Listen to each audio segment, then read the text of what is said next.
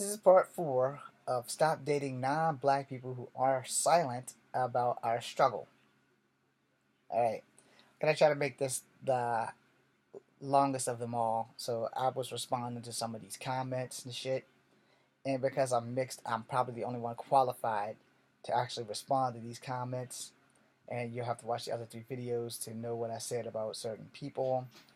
I left off on It's a Black Thing with Elisa. And, I was unable to give her the thumbs up, but also she's right and wrong at the same time, and I was unable to reply. And then we got a political something correctness, okay, politically correctness, who states maybe they can see both sides of the story, and I can't give them the thumbs up. But also, I agree with that. Maybe they can see both sides of the story. But here's that. Here's where we play devil advocate, because I left off on a guy that I follow who's cool as fuck on YouTube who does comics. His name's Eric something or another, and he has a thing about representation. And I am not represented in Marvel or DC. No, which again, I can go make a whole nother video about that. So if you're watching, James, go make a whole nother video about that. The problem is that, representation. So they're giving transgender people, they're changing superheroes from male to female, they're changing black superheroes to white superheroes, and white superheroes to black superheroes, and Asian superheroes, etc., etc. So that's where that last video ended, and I'm going to end it right there. But the problem is when it comes to seeing the sides. I'm multicultural. I see all three of the sides. I live in all three of the sides because I'm the only one in my family who acknowledges all of our heritage. I acknowledge it on my mother and my father's side of our Native American heritage and our black heritage and our white heritage. Well, the white heritage mostly comes from my mama's side, and y'all can see that in my mama because she looks like she's completely white. She doesn't look like she's completely white. She looks like she can totally be white, and I lost her in Scottsville in a crowd of white people. That's how white she looks. All right. So I will probably show y'all a picture of my parents against their wishes. But my parents have been divorced since I was 6. The problem with this is that maybe the people that you're dating, they don't want to be involved in the struggle because they are afraid of backlash from their families if they're not of color. All right, so if you're dating a white chick or a black chick or an Asian chick, and I can only say this because I'm a man, I don't date dudes, but I'm pretty sure it would work the same way if you're a black woman dating a white man or an Asian man, or a Latino man, which still is an Asian man. Um, Here's the thing: a lot of people are more afraid of family fallout than political fallout. All right, which is why a lot of people let the loves of their lives slip away from them because they're more afraid of not having their family. No, and it happens. Trust me, it happens. And I say it that way because if I'm dating an Asian woman and her parents don't like me and I'm in it for the long haul, we're truly in love and she's in it for the long haul, and we decide to have a baby, that baby's gonna grow up like me, all right? Because I'm multicultural, so that baby's gonna have to learn the Chinese part of its life. It's gonna have to learn the black and the Native American and the white part of its life because he's gonna have 4 ethnicities. Technically 3 because Native Americans are Asian, but he's gonna have 4 different cultures. He's gonna have black culture, he's gonna have white culture, he's gonna have Native American culture, he's gonna have to have Chinese culture. So if I have a baby with a Chinese, Japanese, Korean, Filipino woman, he's gonna have to learn their culture. I will insist on it. I will not let him go through the world half-assed and not knowing who he is and where he came from, because that's just wrong. My family was like that, but I found out I was part Cherokee. I found out the hard way, and I got an ass whooping for a bunch of bars of soap. However, when people look at me, yesterday I had an incident at school, and I was talking to 2 ladies, and one of the ladies who's married, very beautiful woman. I think she said she was 33 years old. And I told her I was 46. She says, "Damn, you look good." I said, "Yeah, that's that Native American and black genes that just don't. She's like, "Yeah." And she said, I was going to ask you what Native American you were mixed with. And I thanked her for pointing that out because I don't get ask that as often as I used to when I was a kid. But she pointed out, and she has 4% unknown DNA, and the other lady that I talk to every day when I go to school, um, Bon Bon. I'm not gonna give her full name, just gonna give her Bon Bon. She is got some Native American in her as well, but I got more Native American in me than both of them. And we went through the song and dance about finding out and all this stuff. So yeah, that DNA test is gonna have to happen this year so I can get discounts on schooling and stuff like that. Not that I want to use it just for that, but just to see how much I have. But after a certain percentage, you can go to school damn near free if you're full blooded. I know I'm not full blooded, but I'm probably pretty close. I'm pretty sure I have an equal amount of black and Native American, and probably that 4% will probably be the white genes. And the reason I say that is because my mother's father, one of his parents, was white. Before he died, he could pass for a white man with a tan. No. And, once he died, he got darker. Because when your soul leaves your body, your skin tone darkens. Because there's no life left in there. And that's a form of decay, I think. I could be wrong there, don't quote me on it. But the problem is that with my family, they don't acknowledge the blackness, whiteness, and Cherokee altogether. They just acknowledge the blackness. That's all they want to do is just be black on both sides. Now, my Aunt Ruth will be famous for telling you, yeah, yeah, but we mostly black. Although her mother and her mother before her were Native American, and she's still trying to get me pictures. And it's like, okay, well, why am I the only one who feels Native American? Why am I the only one who feels closer to my Cherokee roots? Her answer would be simple. That's because you spent a lot of time with Grandma Ada. And I did. The problem is, she died when I was 12, and I only remember certain stories. You know, and they're not tribal stories. They're her stories, about how her and her brother John had to run through the swamp and moccasins and shit, and they couldn't go to black and white schools. They had to have a certain school for Native Americans, etc., etc. Now, I don't know how much of that horse malarkey, if it was real or not, but I was intrigued, and she never really told me stories about Native American legends. I had to go find them on my own. And so when you find things on your own and don't have a family member to confirm or deny, you're kind of just stuck there. All right. So that being said, they don't want to acknowledge all of us. And when you deny half of you, you deny all of you. All right. So I'm gonna do a couple more of these comments and hit it up. But like I said, from this woman who says maybe they see both sides. The simple fact is that you know you can see both sides and choose to stay neutral, mostly to save the relationship. Because if you're a white woman or an Asian woman, and you do recognize the struggle, but you also see the other side of that struggle, it puts you in a if I open my mouth, I'm going to fuck myself situation. Because just because you see the struggle doesn't mean that you can or have to relate to the struggle. And a lot of people don't get that. Me being multicultural, I get it. Because I see the white struggle. Most white people don't see the white struggle because most of them are addicted to white privilege. But see, not all white people have white privilege. You think about the white people that live in trailer courts or in black neighborhoods. They don't have white privilege. They just poorer than most white people. They are poor and they live in the black areas because that's where they stumbled and fell to. They didn't have a choice. It's like live with the black people, live on the street. I got kids. I got to put a roof over their head. I don't have a decent man. I have to be where I can afford to live. I knew white people who lived in the projects, and they were black as far as we were concerned because they're just human, just like we are. They're just poor, just like we are. You know. Shout out to those families that are white that lives in the projects. And for anybody who don't know, go to fucking Brooklyn. Go to the Bronx. There are plenty of poor white people that live up there too. You know, most of them might be of Italian descent, but they're there. So you gotta.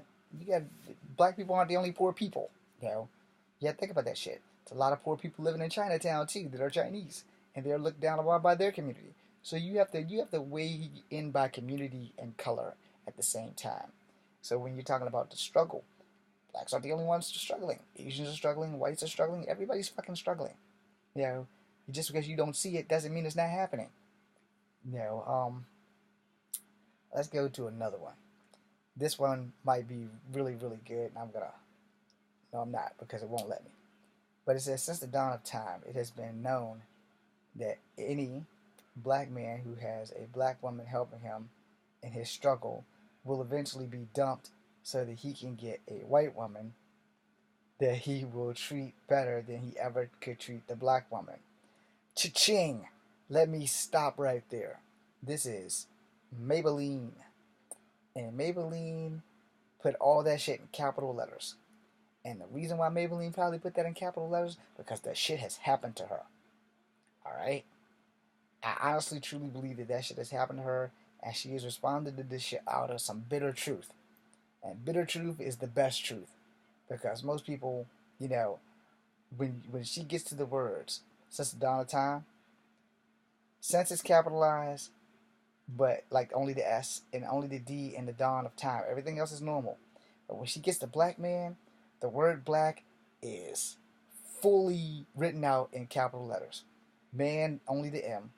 And then when she does black woman, capital B and capital W. And then when she gets to helping him with his struggle, once she gets to his struggle, everything beyond that is in all capital letters. And I can say, as a victim of this shit too, that shit has happened to her. Because that is the way I would have wrote it. Because that shit has happened to me. Alright?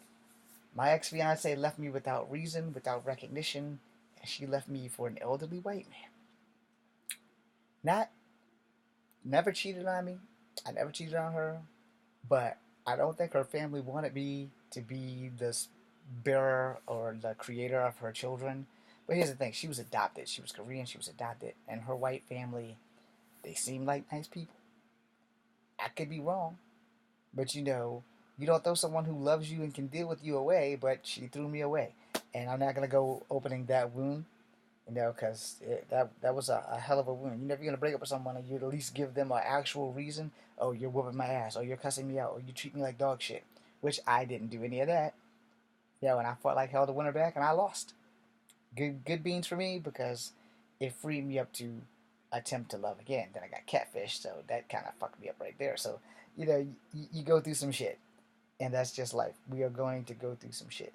But that there was pure truth and rage. So that clearly has happened to her, which means she's a black woman and she got dumped by her black man as he found a white woman. Now here's the thing on me playing the flip side of that. Because a lot of black women also treat black men very badly. They don't dump them for white men. They do dump them for other black men who treat them twice as bad, if not worse, than the man that they dumped. And it works both ways because, as I said in the other video, when I was dating a black girl whose name started with a T, I treated her like gold. It was a summer romance, and she had the balls to bring her new boyfriend on my dad's porch. So yeah, it works both ways. Trust me on that. But she left me for another black guy, and he was taller. Okay, I get it. We never got to have sex. She would only let me touch her over the clothes. She wouldn't let me do anything else. And we were 12. But she brought that other 12-year-old, and I taught him how to fly. I've been wounded really deeply by women. Okay? So you live and you learn from your experiences, and I'm not going to keep going through that shit. I'd rather be single and unhappy than with someone and completely miserable. Either way, I was unhappy, in case you didn't catch that. Alright, so we're going to go to Miss Barr. Alright. Yes, if your partner can't stand with you on the march, with you on our struggles, it's a problem. Two can't walk together unless they agree.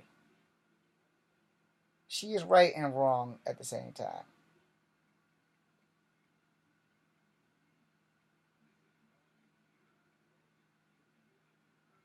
And I'm going to explain that.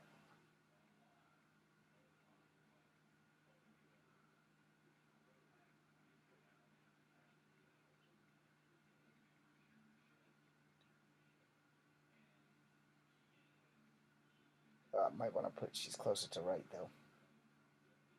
If I can find her again. Miss Barr, where are you? Yeah.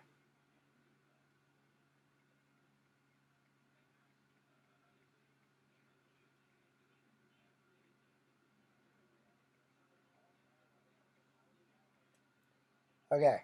So let me explain that for those who don't understand. Let me explain that she's closer to right because, if you're with someone, ride or die. You know, they're supposed to be with you, ride or die. You know, and I'm gonna add my own comment to this after this video. But you know, sometimes, sometimes we don't take the side against our struggle. All right. If you're with someone, you're dating. So let's say I'm dating a white woman, and she knows the struggle. She's a civil rights activist. So, or she's a person who's for all rights, for all people. She's one of those people who advocates the line. She understands the struggle. And maybe her family doesn't have a problem with her being with me, but they don't want her standing up for my causes. All right? And she loves her family. And they love her. They don't mind the fact that she's with a man who's mixed, but they don't want to see her out on the protest lines and all this other shit. And fear of losing your family is something that everyone has at some level, at some point, at some time, unless, and I say this lovingly, and I say this truthfully,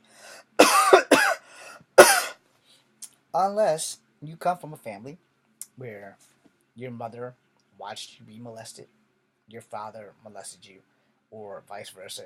Your father watched you be molested, your mother molested you, or both of your family knew you were being molested and just wouldn't acknowledge that shit. And you're being molested by somebody in your family, so they kind of turned a blind eye, just kind of let that shit get away and let it happen and that kind of thing. So if you come from one of those families, you know, the fear of losing your family is not there. But if you come from a family who tolerated a lot of your shit and even let you marry a man of color and they tolerated that shit, but they don't want you out there embarrassing the family, putting the family name at jeopardy, etc., because of your color and person, you have to understand where they're coming from. And I understand where they're coming from because I'm multicultural.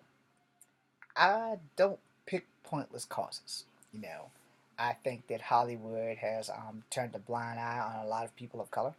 No, and we have Tyler Perry to thank for them about to get that whole flip flop because Tyler Perry is one of the people of color who hires white actors as well as black actors. You understand? Where Hollywood itself be like, this role was meant for a black guy, but we can rewrite that and put a white guy in there. So instead of giving it to Wesley Snipes, let's give it to Matthew McConaughey because both of those guys can really sell a movie. But Matthew McConaughey has more fans. But Matthew McConaughey doesn't know martial arts. That's okay. We'll hire martial artists who make him look good. We'll dress them all in ninja suits and we'll make them get fucked up at Matthew McConaughey. I love Matthew McConaughey. All right, all right, all right. But anyway, you know, Hollywood's like that. But Hollywood's not the only studio that's like that because there's a studio here in Virginia that has not given me a job in 19 years. And I could have been working, I could have been famous, I could have been doing martial art movies. But when I went to them, the first thing they told me was, we don't do martial art movies. A few years later, The Expendables came out, which what? Was a martial art action movie. Yeah. Wonder how that happened. Then they made Expendables 2. And who do they have in it? Do I need to count the martial artists that were in there? Because in the first movie, the only real martial artists that were in there, counting Steve Austin as a martial artist because wrestling is a form of martial arts, people just don't know it. You have Steve Austin, Randy Couture, Jet Li, who's a champion, Dolph Lundgren, who's a champion. And then you have big name stars. You have Sylvester Stallone, Jason Statham, and you have Arnold Schwarzenegger. Okay, now Arnold being a vet, may salute. And he may know a little bit of martial arts because he's a vet. And most vets in the military get trained in martial arts. And I gotta stop this right now.